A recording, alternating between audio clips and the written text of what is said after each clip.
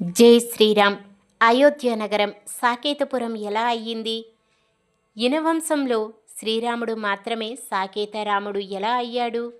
సాకేతము అంటే అసలు అర్థం ఏమిటి? అయోధ్యకు మరో ప్రాచీన నామం సాకేతపురం. భారతీయ పురాణాలు, వేదాలు, శిలాశాసనాలు ఈ రెండింటిని ఒకే నగరానికి చెందిన పేర్లుగా చెబుతాయి. కాలక్రమేణా ఒకే పుణ్యనగరానికి రెండు పేర్లు ప్రసిద్ధి చెందాయి. ఇవి వేరువేరు నగరాలను సూచించవు.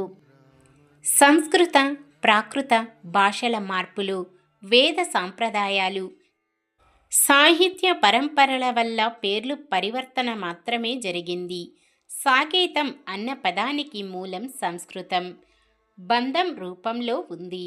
సా అంటే సమీపం లేదా కేత అంటే దీప్తి, జ్యోతి, సూచిక, పతాకం. మొత్తం పదానికి భావార్థం దేవతా ప్రకాశానికి అత్యంత సమీపంగా ఉన్న స్థానం, దివ్య జ్యోతి నిలయమైన ప్రదేశం. పాత సంస్కృత కోశాలు సాకేతాన్ని దేవాలయాలు, ఋషుల ఆశ్రమాలు, సమూహంగా ఉన్న పవిత్ర క్షేత్రంగా వర్ణించాయి.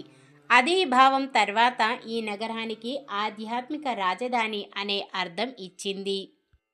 ఇక్ష్వాకుల వంశంలో శ్రీరాముడు అయోధ్యలో జన్మించాడు.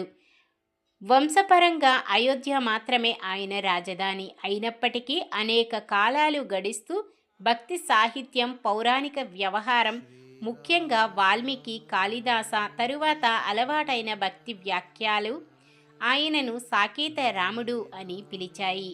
ఇది వంశ సంబంధ పదం కాదు, ఆ నగరానికి ఉన్న ప్రత్యామ్నాయ నామంతో సంబంధం ఉన్న సంబోధన.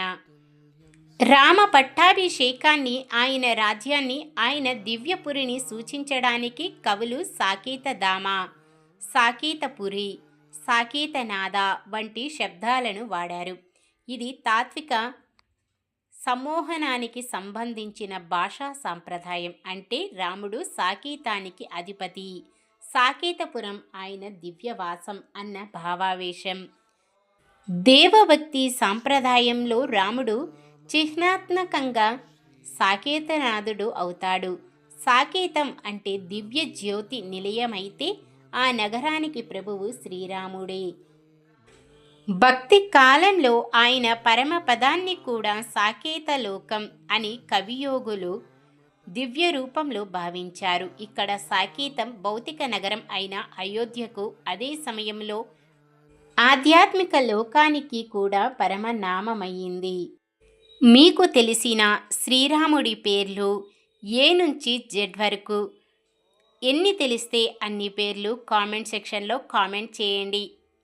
భాష, తత్వం, చరిత్ర ఈ మూడు కలిసినప్పుడు ఒకే పుణ్య ప్రాంతానికి రెండు పేర్లు సహజంగా రూపుదిద్దుకుంటాయి. అయోధ్య ఒక చారిత్రక రాజధాని పేరు, సాకేతం ఒక ఆధ్యాత్మిక, కవితాత్మిక, ప్రాచీన ప్రత్యామ్నాయ నామం. అందువల్ల శ్రీరాముడికి రెండు పేర్లు సమానంగా వర్తిస్తాయి. కానీ ఇనవంశ సంబంధంగా చూస్తే ఆయన అయోధ్యాధిపతి. సాకేత అనే బిరుదు ఆయన నగరానికి ఉన్న దివ్య నామం వల్ల ఏర్పడింది.